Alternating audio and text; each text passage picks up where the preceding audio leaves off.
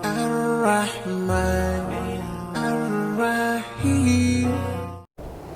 Assalamualaikum warahmatullahi wabarakatuh. Apa kabar calon sosiolog muslimah? Ya, kita sekarang bertemu lagi di materi kedua mata pelajaran sosiologi. Di sini Ustazah sudah menyiapkan ada 4 materi yang harus kita kuasai di hari ini. Sebelum itu, masih ingat nggak apa saja sudah kita pelajari di pertemuan pertama kemarin? Nah, di sini Ustazah sudah menyiapkan ada 4 materi yang harus kita pelajari. Yang pertama ada manfaat belajar ilmu sosiologi. Nanti di sini Ustazah sudah sediakan PPT agar kita lebih memudahkan belajar tentang manfaat belajar sosiologi. Kemudian yang kedua ada teori dasar sosiologi. Nah, di sini dibagi menjadi 5. Ada 5 dasar teori sosiologi, yaitu yang pertama ada teori 3 tahap perkembangan manusia. Kemudian teori yang kedua adalah teori solidaritas. Teori yang ketiga yaitu teori kelas sosial. Kemudian yang keempat yaitu teori tentang kelompok Gemeinschaft dan Gesellschaft. Dan teori yang kelima, teori yang terakhir yaitu hayalan sosiologi. Nah, di materi yang kedua ini, anak-anak di rumah akan mulai berkenalan dengan konsep-konsep sosiologi yang mungkin kalian belum pernah mendengarnya sebelumnya di kelas SMP. Jadi, tolong disiapkan catatannya dan disiapkan bukunya supaya apa yang sudah Ustazah terangkan bisa langsung kalian catat. Kemudian, yang berikutnya ada ciri-ciri ilmu sosiologi. Nah, di sini ciri-ciri ilmu sosiologi dibagi menjadi 4, yaitu yang pertama ada ciri sosiologi empiris. Yang kedua adalah teoritis. Kemudian yang ketiga ada kumulatif. Dan yang terakhir ada non-etis. Nah, perlu kalian tahu bahwa ciri-ciri ilmu sosiologi sering sekali muncul pada soal-soal UTBK. Jadi, Ustazah harap ciri-ciri ilmu sosiologi harus dihafal di luar kepala ya. Kemudian selanjutnya yaitu tentang metode penelitian sosiologi. Metode penelitian sosiologi dibagi menjadi 2, yaitu kualitatif dan kuantitatif. Nah, inilah materi yang harus kita pelajari di hari ini dan semoga kita juga bisa menguasai materi-materi ini pada hari ini. Oke? Nah, bagaimana? Sudah siap untuk belajar? Mungkin di pertemuan kali ini sedikit berbeda dengan pertemuan sebelumnya. Kalau sebelumnya kita hanya memusatkan kepada pemahaman saja tentang sosiologi, di pertemuan kedua ini sudah banyak konsep-konsep yang harus kita ketahui. Bagaimana? Sudah siap? Mari kita lanjut ke materi pertama, yaitu tentang manfaat belajar sosiologi.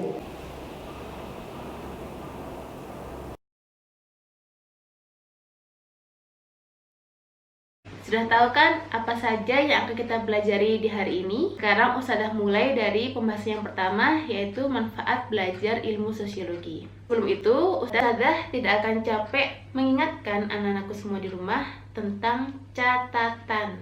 Ustazah harap dalam setiap pertemuan harus ada catatan tentang materi-materi apa saja yang dipelajari pada hari tersebut. Meskipun Ustazah sudah memberikan kalian video atau mungkin PPT, tapi mencatat adalah sifatnya penting, ya. Karena apa? Karena dalam sosiologi banyak sekali konsep-konsep yang harus kita tahu, bahkan harus kita hafal. Baik, bagaimana? Sudah siap catatannya?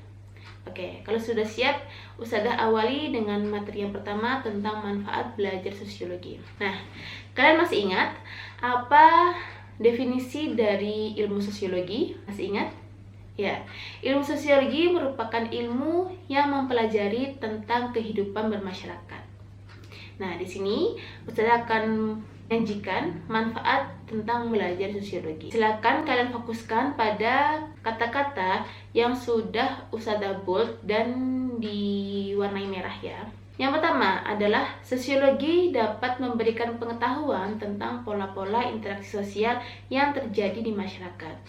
Kalian tahu apa itu interaksi sosial? Ya, interaksi sosial merupakan hubungan yang terjadi antara individu dengan individu, individu dengan kelompok, atau kelompok dengan kelompok yang lain. Interaksi sosial itu terjadi dimanapun ada manusia. Dimanapun itu, kalau terdapat masyarakat, pasti akan terjadi interaksi sosial. Di dalam sosiologi, interaksi yang terjadi pada masyarakat dibagi menjadi beberapa pola. Nah, nanti akan kita pelajari di bab 2 ya, tentang pola-pola interaksi sosial. Kemudian yang kedua, sosiologi dapat membantu kita untuk mengontrol setiap tindakan dan perilaku dalam masyarakat. Jadi, setiap tindakan yang dilakukan oleh seseorang harus dapat dikontrol. Dengan apa? Dengan nilai atau norma yang berlaku pada masyarakat. Coba kalian bayangkan jika masyarakat tidak dapat mengontrol tindakannya, apa yang akan terjadi? Ya, mungkin akan terjadi geseran sosial atau bahkan bisa terjadi masalah sosial. Kemudian yang ketiga adalah sosiologi dapat mengkaji status dan peran kita sebagai anggota masyarakat. Kita sebagai anggota masyarakat memiliki status dan peran berbeda-beda. Di sini peran mengikuti status, ya. Misalnya contohnya seperti ini. Ustadzah Pratiwi sebagai guru mata pelajaran sosiologi di SMA Al-Mahira IBS. Ini pada ustadzah jelas ustadzah mengajarkan mata pelajaran sosiologi pada kalian. Kalau kalian statusnya apa? Kalian statusnya adalah pelajar. Nah, perannya apa? Perannya ya belajar, menerima pelajaran, mengerjakan evaluasi, dan mengerjakan tugasnya. Nah, seperti itu. Ini paham ya? Kemudian yang keempat, manfaat yang keempat, sosiologi dapat membantu kita melihat dunia atau budaya lain yang belum kita ketahui sebelumnya. Nah, ini adalah hal yang menarik di sosiologi. Di dalam mata pelajaran sosiologi, kita belajar untuk melihat atau mengkaji budaya lain selain dari budaya kita. Nah, di sini bukan maksudnya untuk menjunjung tinggi budaya yang kita punya, tetapi kita belajar dari diferensiasi budaya-budaya yang ada di Indonesia. Misalnya, budaya Jawa berbeda dengan budaya Madura misalnya, meskipun sama-sama ada di Jawa Timur. Nah, hal tersebut dipelajari dalam sosiologi karena untuk melihat perbedaan kebudayaan yang kita punya. Kemudian manfaat yang kelima adalah bagi masyarakat zaman now, yaitu penerus kehidupan seperti kita ini, Ustadzah sebut sebagai masyarakat zaman now saja ya, biar lebih enak didengar. Mempelajari sosiologi membuat masyarakat tanggap, kritis, dan rasional menghadapi gejala sosial yang makin kompleks, ya. Seiring berjalannya waktu, seiring perkembangan zaman juga, gejala sosial yang terjadi pada masyarakat semakin kompleks, semakin bermacam-macam gejala sosial yang terjadi pada manusia. Nah, dengan belajar sosiologi, kita harus memiliki rasa tanggap. Tanggap itu seperti rasa peka yang dari pertemuan lalu sudah Ustadzah Tiwi jelaskan bahwa sebagai anak sosial, kita harus memiliki rasa peka. Nah, peka terhadap apa-apa yang ada di sekitar masyarakat.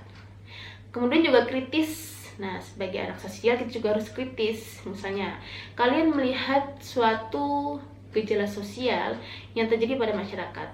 Nah, seperti kemiskinan yang diakibatkan dari tersebarnya virus COVID-19 di berbagai daerah. Karena kalian kritis, kalian dan berpikir bagaimana itu bisa terjadi, apa faktor-faktor yang mempengaruhi semakin baiknya kemiskinan di berbagai wilayah dikarenakan COVID-19, kemudian dampaknya apa sih terhadap masyarakat. Itu adalah salah satu sifat-sifat kritis yang harus dimiliki sebagai anak ilmu sosial. Dan juga berpikir secara rasional. Apa itu rasional, anak-anak? Ya, rasional itu adalah sesuai dengan akal pikiran manusia dan dapat diuji dengan analitis. Itu namanya rasional. Nah, itu adalah 5 manfaat mempelajari sosiologi. Pastinya masih banyak sekali manfaat-manfaat yang lain yang kalian bisa lihat dalam buku paket kalian atau dari berbagai sumber yang lain ya. Bagaimana? Sampai sini ada kesulitan?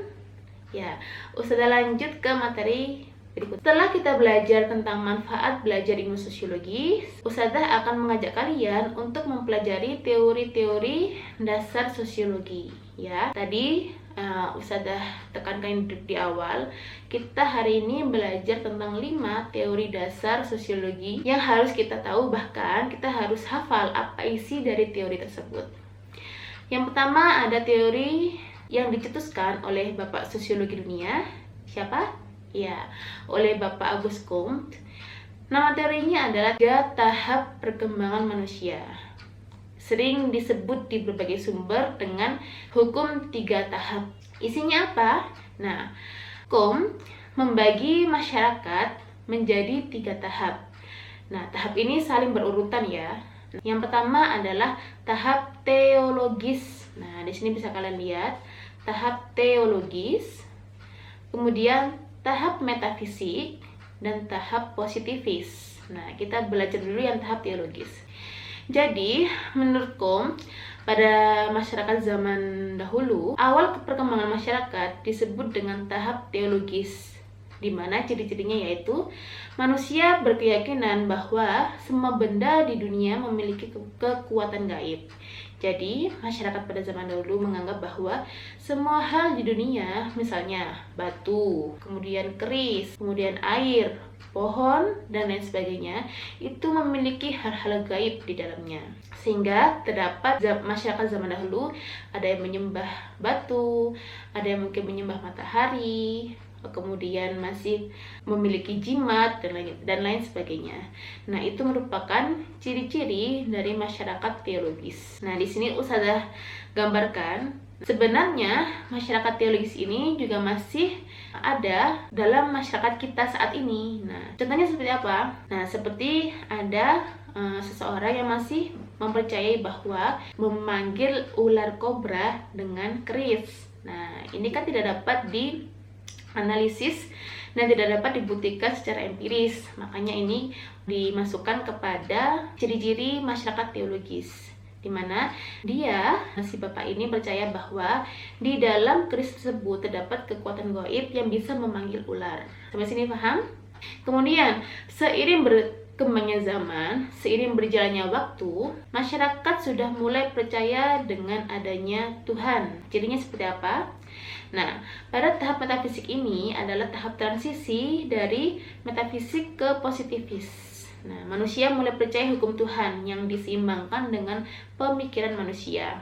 Jadi, pada tahap ini, manusia sudah bisa beribadah, manusia sudah percaya kepada Tuhan, manusia sudah berdoa dan beribadah sesuai dengan keyakinan masing-masing. Masyarakat sudah mulai bisa berpikir dan menyeimbangkan antara pikiran manusia dengan agamanya. Nah, seperti itu. Kemudian di tahap positifis ini adalah sebenarnya tahap positifis ini adalah tahap kita sampai saat ini.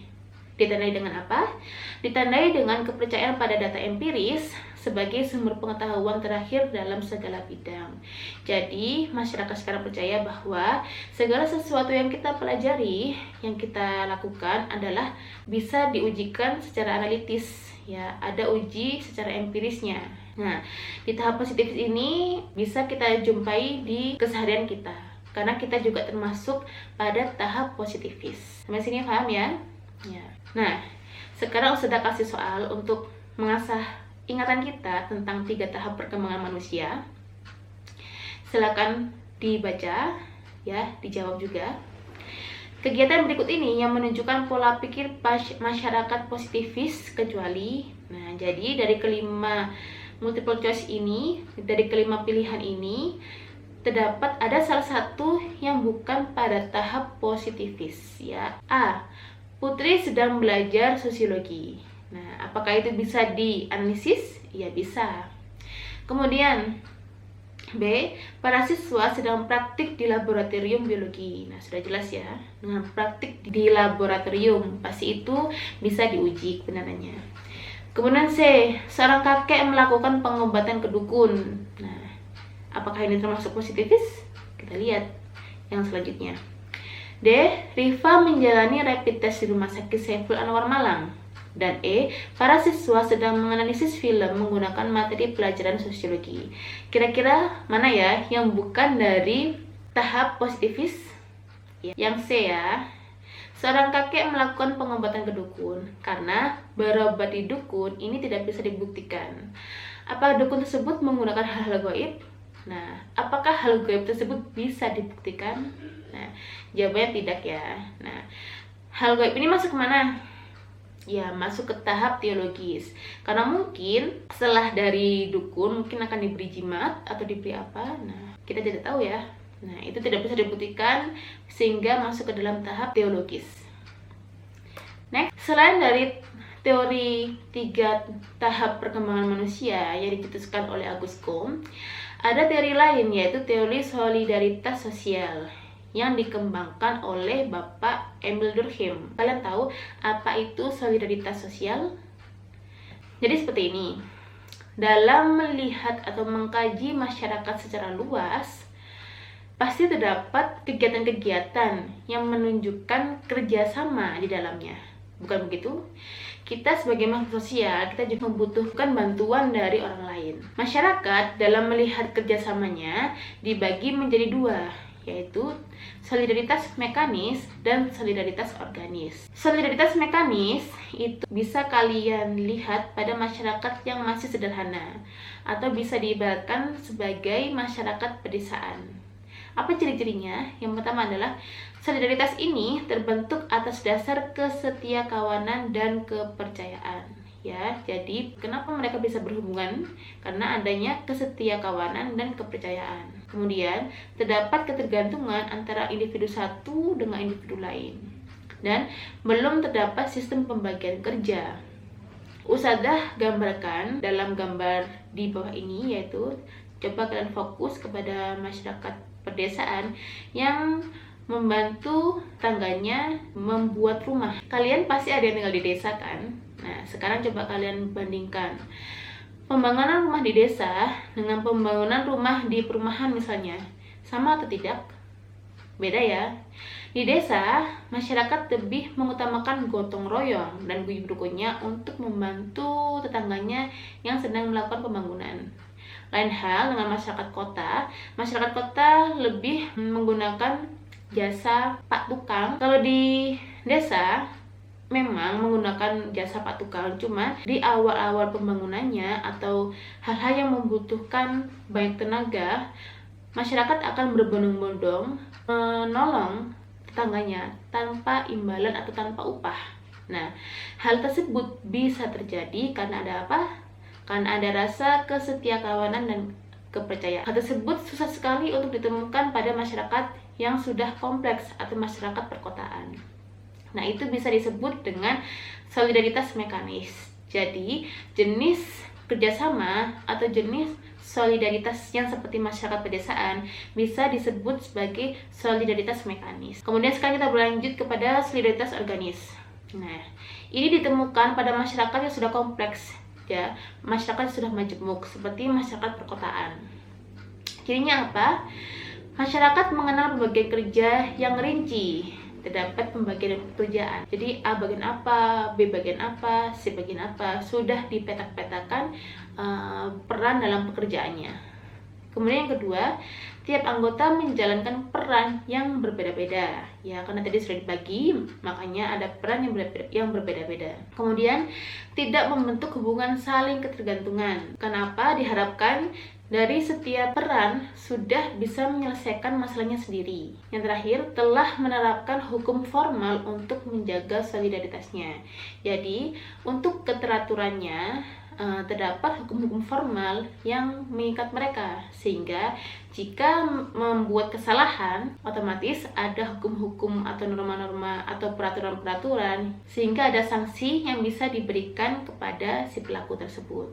Di sini Ustadzah gambarkan dengan anggota DPR. Jadi jelas ya, tiap anggota menjalankan peran yang berbeda-beda, jelas. Kemudian masyarakat mengenal pembagian kerja yang rinci. Mereka tidak membentuk hubungan saling ketergantungan. Kenapa? Karena mereka sudah memiliki job desk sendiri-sendiri. Ya, sampai sini paham ya? Nah, jadi solidaritas mekanis bisa digambarkan pada masyarakat desa dan solidaritas organis bisa digambarkan pada masyarakat perkotaan.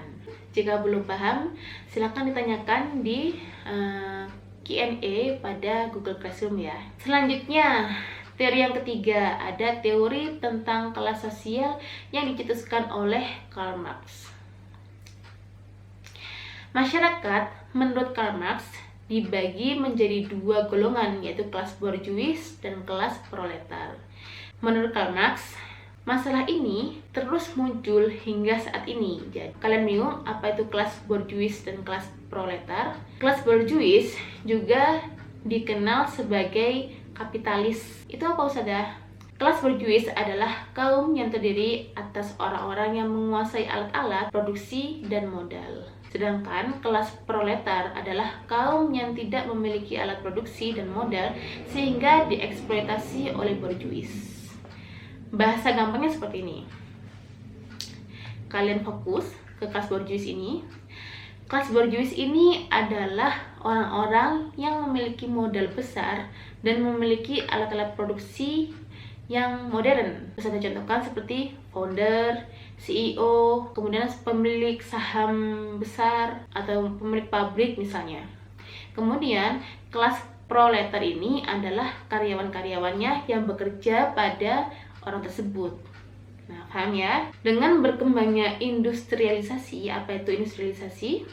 Ya, perubahan dari tenaga manusia menjadi tenaga mesin, itu namanya industrialisasi. Berkembangnya industrialisasi mendorong para pemilik modal menggunakan peralatan modern. Kondisi tersebut mengakibatkan persaingan semakin meningkat dengan upah kerja semakin kecil. Hal itu dapat memicu terjadinya alienasi. Jadi dengan era modernisasi, banyak sekali pabrik-pabrik atau perusahaan-perusahaan yang semakin sengit persaingannya. Kemudian mereka merekrut banyak karyawan sehingga produksi pada perusahaan tersebut dapat terus meningkat. Sedangkan karyawan-karyawan tersebut diupah atau digaji dengan gaji yang sangat minim. Contohnya, kalian tahu kan outsourcing? Nah, hal tersebut bisa mengakibatkan alienasi. Apa itu alienasi?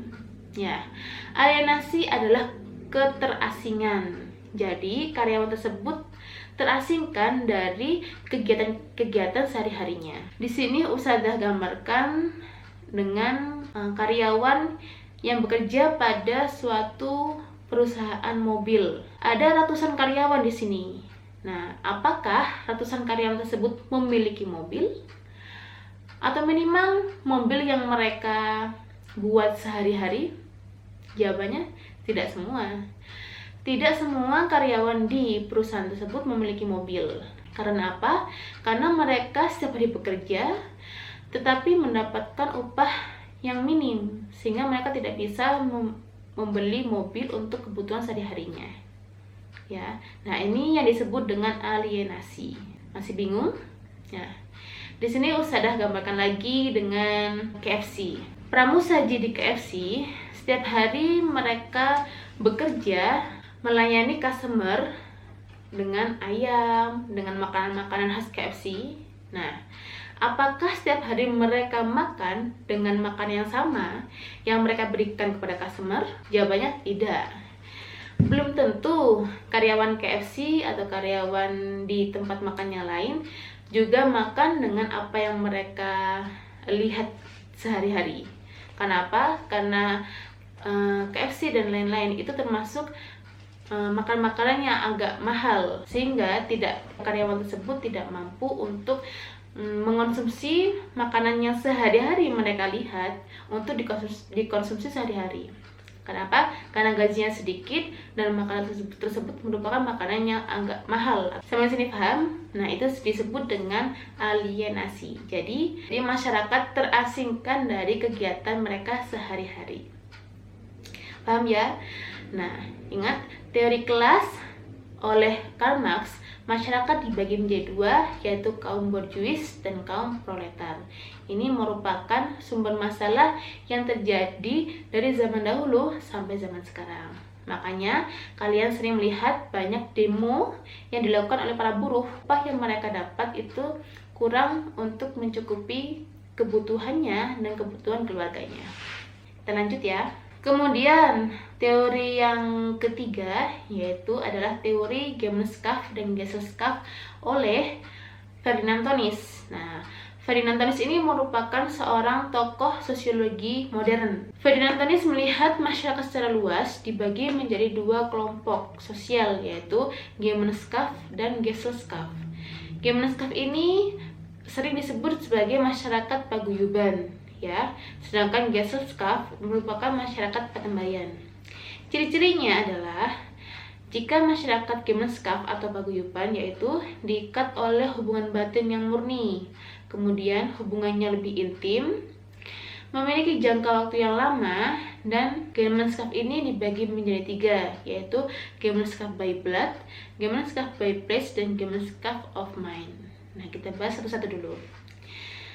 Kelompok sosial Gemeinschaft ini Usadah contohkan sebagai keluarga. Nah, keluarga diikat oleh hubungan batin yang murni, ya kan? Di dalam keluarga tidak ada rasa pamrih, ya, jadi murni. Keluarga kan memiliki jangka waktu yang lama. Kemudian Gemeinschaft dibagi menjadi 3, yaitu Gemeinschaft by blood, by place, dan of mind.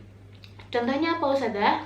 Contohnya adalah kalau Gemeinschaft by blood, di sini sebagai, kalian pernah nggak sih mengikuti arisan keluarga seperti perkumpulan Bani apa? Nah, perkumpulan keluarga ini merupakan Gemeinschaft by blood. Kenapa? Masyarakat berkumpul menjadi suatu kelompok sosial dan diikat dengan darah atau keluarga yang sama. Semoga difaham ya. Contoh dari Gemeinschaft by blood. Kemudian yang kedua, Gemeinschaft by place. Nah, contohnya seperti apa? Misalnya anak-anakku semua di rumah atau nanti kuliahnya misalnya di Turki. Kemudian kalian melakukan kegiatan rutin yaitu perkumpulan mahasiswa Malang yang berada di negara Turki. Jika mahasiswa tersebut berkumpul membentuk suatu komunitas, mereka disebut sebagai kelompok sosial Gemeinschaft by place. Paham kan? Jadi mereka berkumpul karena memiliki tempat yang sama. Kemudian Gemeinschaft of mind. Nah, di sini mereka berkumpul karena pemikiran atau memiliki visi misi yang sama. Misalnya di sini Usadah contohkan sekolah perempuan yang ada di Kota Batu. Nah, para ibu-ibu di sini memiliki satu pemikiran yang sama bahwa setiap perempuan harus eksis. Setiap perempuan harus memiliki pendidikan yang cukup. Sehingga apa? Sehingga memperoleh hak-hak yang sama seperti laki-laki. Nah, mereka berkumpul karena satu pemikiran atau satu paham yang sama. Maka mereka disebut dengan kelompok sosial Gemeinschaft of mind. Bagaimana? Mudah kan?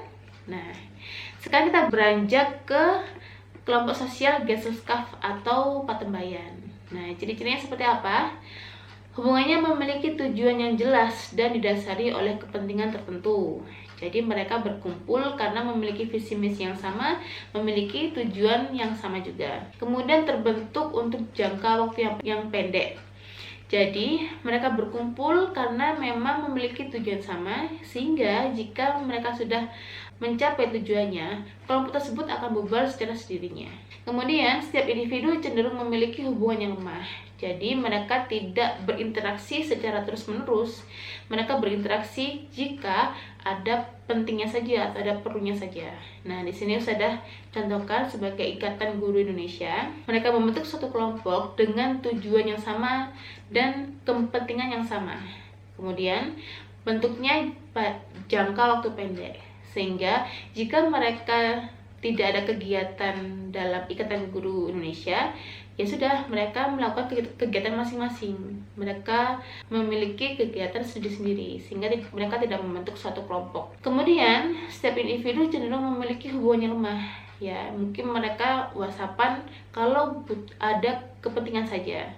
Mungkin mereka memiliki grup dalam WA, tetapi grup itu akan sepi jika tidak ada kepentingan.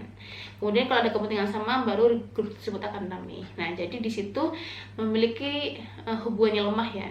Tidak setiap saat berhubungan atau berinteraksi. Sampai sini paham? Nah, itu disebut sebagai kelompok sosial Gesellschaft. Kalian bisa melihat contoh-contoh yang lain. Kalian teliti dulu bagaimana ciri-cirinya. Kemudian kalian berikan contoh-contoh yang lain agar apa sih Ustazah? Biar apa yang kita tahu, apa yang sudah kita pelajari bisa masuk ke dalam pikiran kita dan kita kaji, kita analisis dengan hal-hal yang ada di sekitar kita, ya. Kalian harus tahu bagaimana sih masyarakat paguyuban di sekitar rumah saya, Bagaimana? Sudah merasa bingung? Makanya jangan lupa setiap ada konsep-konsep, setiap kita tahu konsep baru yang belum kita tahu di kelas SMP dulu, silakan dicatat dan dicatat juga penjabarannya. Dan yang paling penting adalah contohnya, ya, agar apa? Agar nggak lupa ya anak-anak. Sekarang Sudah Tiwi akan memberikan soal tentang Gemenskap dan Geselskap tadi. Nah, coba diamati. Yang menunjukkan ciri-ciri dari Gemenskap dan Geselskap adalah A. Mengalami alienasi hasil produksi atau mengalami alienasi dari lingkungan masyarakat atau pergaulan. Kemudian, Geselskap mendasarkan hubungan pada kepentingan individu atau kelompok, sedangkan Geselskap mendasarkan hubungan pada ikatan darah atau keturunan. Ya, terbalik enggak? Kita lihat pernyataan berikutnya. Gemenskap diikat oleh hubungan batin yang murni dan bersifat alami dan kekal. Kemudian kalau Geselskap diikat oleh ikatan lahir bersifat pokok dan biasanya terbentuk untuk jangka waktu yang pendek. Gimana? Masih ingat gak? Kemudian Gemenskap sifatnya religius tinggi. Geselskap sifat religiusnya mulai luntur. Kemudian Gemenskap mengenal sistem organisasi sosial dan Geselskap menerapkan sistem pelapisan sosial berdasarkan kasta. Sangat jelas sekali. C. Kalau Gemenskap diikat oleh hubungan batin yang murni bersifat alami dan kekal. Tadi sudah contohkan sebagai keluarga. Kemudian Geselskap diikat oleh ikatan lahir bersifat pokok dan biasanya terbentuk untuk jangka waktu yang pendek. Ya, sudah lanjutkan. Nah, ini merupakan teori dasar sosiologi yang terakhir, yaitu teori hayalan sosiologi yang dikembangkan oleh Charles Rex Mills, atau kalian bisa menyebutnya dengan Mills. Mills ini merupakan tokoh sosiologi modern, ya. Namanya aneh sekali, sudah hayalan sosiologi. Memang ini nyata adanya. Nama teorinya adalah teori hayalan sosiologi. Isinya apa? Nah, hayalan sosiologi dianggap sangat perlu untuk memahami realitas yang terjadi dalam masyarakat ataupun dalam diri manusia. Kalian tahu kan apa itu realitas sosial? Nah, fakta sosial. Melalui teori ini, kita dapat memahami sejarah perkembangan masyarakat dengan kehidupan seseorang. Ya, dengan teori hayalan sosiologi, seorang sosiolog atau peneliti atau kita dapat memahami sejarah perkembangan masyarakat dengan kehidupan seseorang. Bagaimana? Bingung? Nah, kalau bingung kalian simak ya. Di dalam teori hayalan sosial ini terdapat dua konsep, yaitu troubles dan isu. Nah, troubles di sini adalah masalah yang muncul dalam pribadi seseorang. Kemudian isu adalah dorongan yang muncul dari luar diri manusia untuk menentukan dan menyikapi suatu kondisi. Jadi, kalau kita ingin meneliti suatu masalah sosial atau fakta sosial, kita bisa berangkat dari permasalahan setiap individu. Contohnya apa? Di sini Ustazah buat contohnya. Kalian masih ingat beberapa waktu lalu terdapat masyarakat perempuan yang bekerja pada perumahan Doli, ya. Dulu sebelum ditutup oleh Ibu Wali Kota Ibu Risma. Nah, itu kan merupakan satu masalah sosial di mana dari tahun ke tahun tempat tersebut merupakan tempat prostitusi yang ada di Kota Surabaya. Di sini sosiolog atau peneliti melihat suatu troubles yang terdapat dalam setiap individu pada setiap pekerja yang bekerja di perumahan Doli tersebut. Nah, tentunya setiap individu memiliki troubles yang berbeda-beda. Kemudian terdapat isu atau dorongan yang muncul dari berbagai pihak, ya. Ada dari pemberdaya perempuan, ada yang dari pihak wali kota, ada dari pemerintahan untuk membantu para wanita yang bekerja di perumahan Doli tersebut untuk dapat bisa mandiri dan bisa berhenti dari pekerjaan tersebut. Nah, di situ bisa dilihat bahwa dalam menghadapi suatu masalah sosial, sosiolog perlu menerapkan konsep troubles dan isu agar lebih mudah dalam membaca suatu masalah dalam masyarakat. Sampai sini paham? Baik, Kita sudah melalui teori dasar sosiologi, sekarang kita akan beranjak kepada ciri-ciri ilmu sosiologi. Nah, perlu kalian ketahui bahwa ciri-ciri ilmu sosiologi ini sering sekali muncul pada soal UTBK. Nah, maka dari itu Ustazah tekankan bahwa ciri-ciri sosiologi ini harus dihafal di luar kepala. Menurut penelitian saya pribadi, dalam setiap soal UTBK terdapat 1 atau 2 nomor tentang ciri-ciri dari ilmu sosiologi, ya. Di sini Ustazah akan membantu kalian untuk memahami tentang ciri-ciri ilmu sosiologi. Ciri-ciri ilmu sosiologi ada 4, yaitu apa?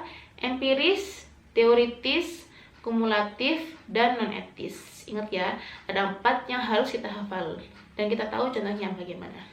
Sudah awali dengan ciri-ciri empiris.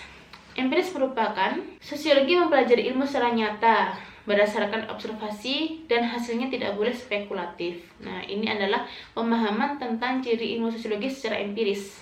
Jadi, sosiologi belajar ilmu yang nyata adanya, sudah terjadi di hari apa, tanggal berapa, mungkin di jam berapa juga. Contohnya, secara sosiolog meneliti tentang demonstrasi para buruh yang sering terjadi pada tanggal 1 Mei. Ya. Setiap tahun pada tanggal 1 Mei sering terjadi aksi demo dari para buruh di berbagai daerah. Nah, ini kan jelas ya, fenomenanya nyata, tanggal berapa jelas. Nah, ini adalah contoh dari ciri sosiologi secara empiris. Kemudian teoritis. Ilmu sosiologi didasarkan pada observasi, ya, kemudian menghasilkan abstraksi yang diubah menjadi sebuah teori. Teori tersebut digunakan untuk menjelaskan sebab akibat. Nah, di sini sudah contohkan seperti sosiolog melakukan penelitian tentang demonstrasi yang terjadi pada PTX misalnya.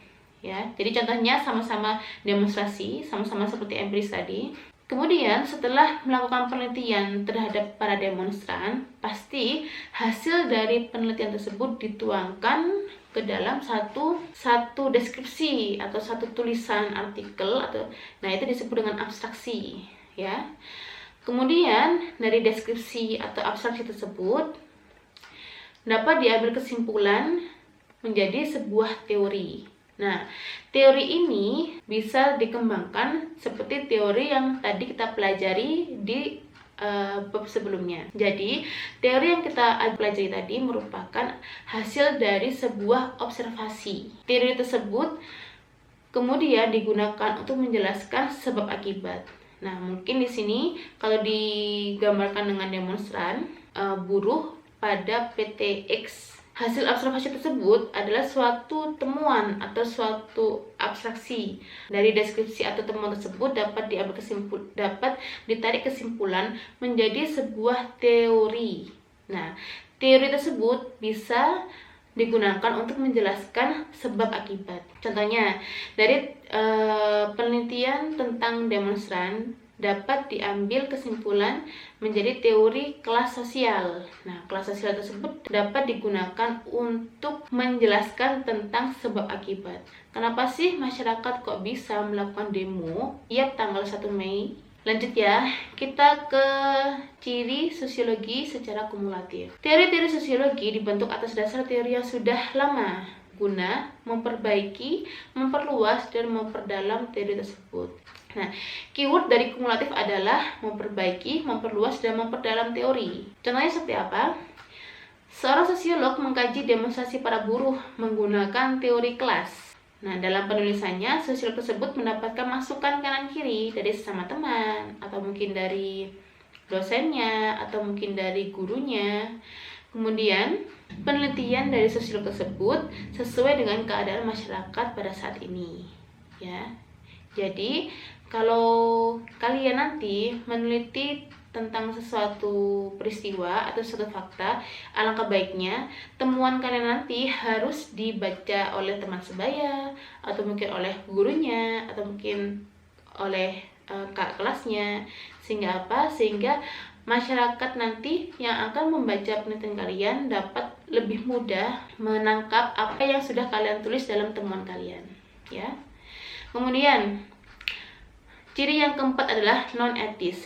Sosiologi menjelaskan fakta yang terjadi secara real, bukan baik atau buruknya sesuatu fenomena yang dinilai dalam sosiologi, tetapi faktanya sesuai analitis. Oke, ciri sosiologi yang keempat adalah non-etis, ya. Sosiologi menjelaskan fakta yang terjadi secara real, kemudian yang diteliti atau yang dinilai dalam sosiologi bukan baik atau buruknya, tetapi adalah real atau tidaknya, ya. Sehingga apa? Sehingga kita dalam menjelaskan suatu fenomena tidak boleh memanipulasi data yang sudah ada. Karena apa? Karena sosiologi tidak berbicara baik atau buruknya. Jika bermasalah, bilang saja bermasalah. Jadi, yang dinilai bukan baik atau buruknya, tapi real atau tidaknya, nyata atau tidaknya, ya. Karena ini merupakan suatu materi yang krusial, makanya Ustazah akan memberikan 3 soal tentang ciri dari ilmu sosiologi. Yang pertama, Tirta adalah seorang peneliti masyarakat. Dia menulis sebuah artikel penelitian yang akan digunakan untuk lomba tingkat nasional. Di dalam lomba tersebut, Tirta menerima banyak kritik dan masukan atas artikelnya. Masukan dan kritik tersebut membuat artikelnya harus dibenahi sebelum dipublikasikan. Salah satu ciri sosiologi yang sesuai untuk menggambarkan keadaan Tirta adalah, ingat, apa? Kalian melakukan penelitian kemudian dibaca oleh teman sebaya atau dewan gurunya atau oleh siapapun itu. Ingat apa? Iya. Apakah teoritis, empiris, non-etis, kumulatif atau teologis? Ayo yang mana? Iya, kan hal tersebut merupakan ciri dari sosiologi kumulatif. Guna apa? Guna memperbaiki, memperluas, dan memperdalam teori. Masih paham ya? Nah, kita lanjut ke soal berikutnya. Seorang sosiolog hanya bertugas menyajikan hasil penelitian terhadap permasalahan yang ada di dalam masyarakat tanpa melibatkan pendapat mengenai baik atau buruknya dampak dari suatu permasalahan. Merupakan ciri-ciri sosiologi yang bersifat, nah masih ingat? Sosiologi tidak menilai baik atau buruknya. Ayo, apa? Iya, non-etis, ya. Lanjut, kita ke soal yang ketiga. Sosiologi selalu berusaha menyusun kesimpulan dari hasil-hasil observasi untuk menghasilkan teori keilmuan. Dalam hal tersebut, sosiologi bersifat, ayo apa? Berusaha menyusun kesimpulan dari hasil-hasil observasi. Nah, hasil observasi membentuk suatu abstraksi, kemudian ditarik kesimpulan menjadi sebuah teori. Jadi apa? Iya, teoritis. Mudah kan?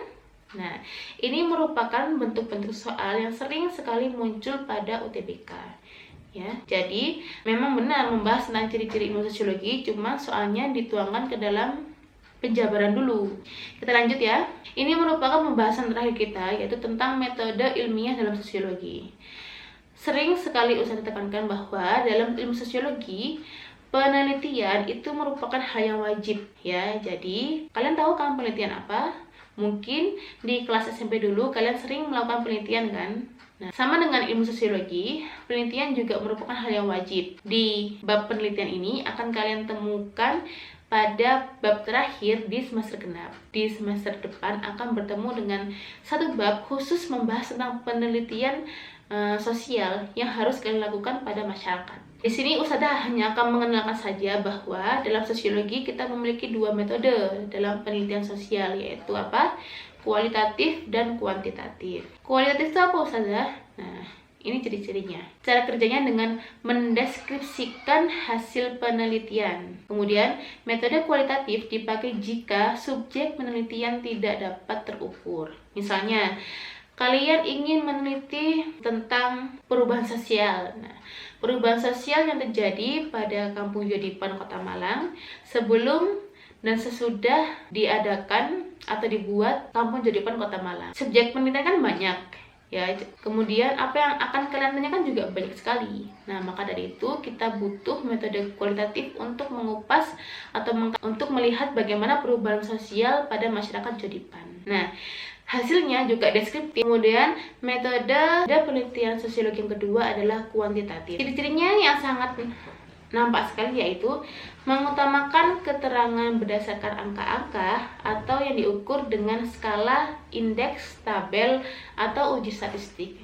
Nah, contohnya, kalau kalian ingin melihat kemiskinan yang terjadi pada masyarakat Kota Malang dari tahun 2018 hingga 2020, pasti kalian akan menggunakan perbandingan di beberapa tabel atau mungkin diagram atau mungkin skala. Di sini kalian harus menggunakan metode penelitian kuantitatif. Nah, jadi nanti bentuk dari hasil penelitian kalian lebih banyak angkanya daripada deskripsi penjabarannya. Sampai sini paham ya? Jadi kalau kalian ingin meneliti tentang masyarakat, kalau kalian ingin menonjolkan angka-angkanya, kalian lebih menonjolkan perbandingan yang disajikan dalam tabel, indeks atau uji statistik, kalian bisa menggunakan metode kuantitatif. Tetapi kalau kalian ingin menonjolkan deskripsi dari hasil temuan kalian di lapangan, kalian bisa menggunakan metode kualitatif. Paham ya? Ya. Sekarang saya kasih soal. Apabila suatu penelitian menghendaki data-data yang berupa angka, maka penelitian yang tepat adalah verifikatif, developmental, deskriptif, kualitatif, atau kuantitatif. Yang mana? Masih ingat? Kalau ingin menonjolkan angka, ya, yang betul adalah kuantitatif. Mudah kan? Ya. Gimana? Pusing? Jangan pusing dulu. Makanya, biar nggak pusing, setiap pembelajaran kita harus mencatat ya. Meskipun kalian sudah ada video atau mungkin bahkan ustazah sudah memberikan PPT kepada kalian, tetapi khusus mata pelajaran sosiologi harus dicatat. Kenapa? Karena di dalamnya terdapat hal-hal yang harus kita hafalkan. Baik, kalau begitu di sini Ustazah Pratiwi akhiri. Wassalamualaikum warahmatullahi wabarakatuh. Selamat jumpa di pertemuan selanjutnya. Semangat bermasyarakat bersama sosiologi.